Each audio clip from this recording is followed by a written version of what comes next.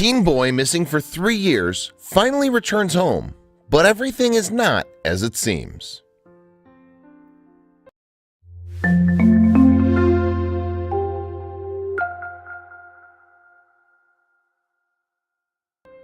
Nicholas Barclay was a young boy from San Antonio, Texas, who had a troubled family life.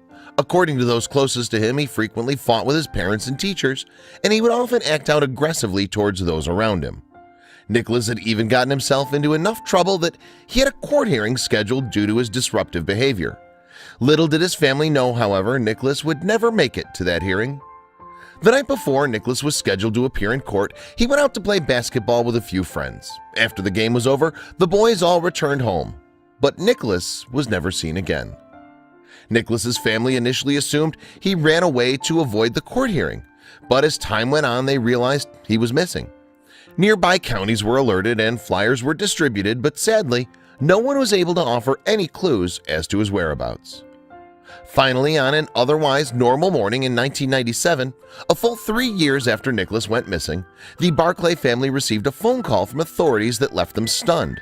The police said they'd found Nicholas.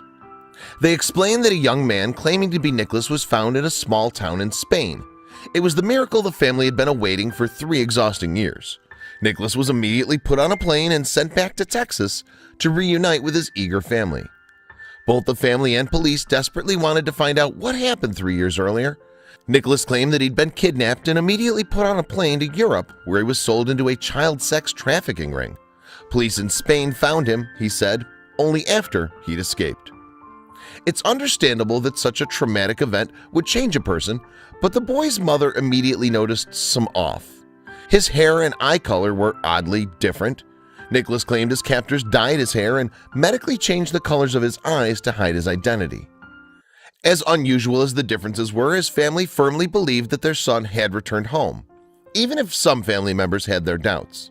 However, one private investigator named Charlie Parker found the whole story suspicious. Charlie didn't believe the kidnappers were physically able to change the boy's eye color, and if what Nicholas said was true, the horrific events he lived through would have most certainly caused him to become withdrawn, but that wasn't the case at all. Charlie and other investigators closely examined photos of Nicholas before and after his alleged kidnapping.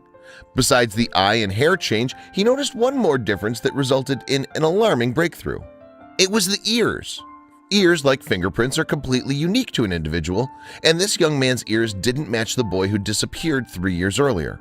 But if the person they found wasn't Nicholas Barclay, who exactly were investigators talking to? It was actually a 23-year-old Frenchman named Frederick Bourdin who was posing as the 16-year-old boy. Frederick was also known as the Chameleon by Interpol, the world's largest police organization. Frederick was a wanted criminal who impersonated missing children, and over the course of his life, he'd masqueraded as hundreds of different personalities, his most recent being Nicholas Barclay. Frederick apparently got the idea to impersonate the missing boy when the Spanish police who found him said he bore a striking resemblance. That was all he needed to hear to pull off his next stunt. Charlie Parker immediately told the Barclay family what he and the rest of the investigators had discovered. They were in complete dismay at the news. How had they not realized this grown man wasn't actually Nicholas? Nicholas's uncle Jason apparently began to doubt the authenticity of his so-called nephew after he arrived home. Shortly before Jason was interviewed, however, he'd passed away. After Frederick's outing by police, the Frenchman proposed his own outrageous theory. Frederick claimed the Barclay family knew he wasn't their son all along, and the reason they accepted him was to cover up his murder. As absurd as it was, Charlie Parker still wanted to investigate the claim. Was the young boy's aggressive nature too much for his family? Charlie never found conclusive evidence that the Barclays had a hand in Nicholas's disappearance. He even went as far as digging through the Barclays' backyard in search of a body, but he came up empty-handed. Even though he hadn't found any substantial evidence, Charlie didn't quite believe the Barclay family was completely innocent in Nicholas's disappearance. The family, of course, said otherwise, but with all the mysterious circumstances surrounding the case, no one could be sure. This case is more than just bizarre, it's almost unreal. Who knows if the truth behind what happened to Nicholas Barclay will ever come out. But until then, Charlie Parker will keep looking for clues.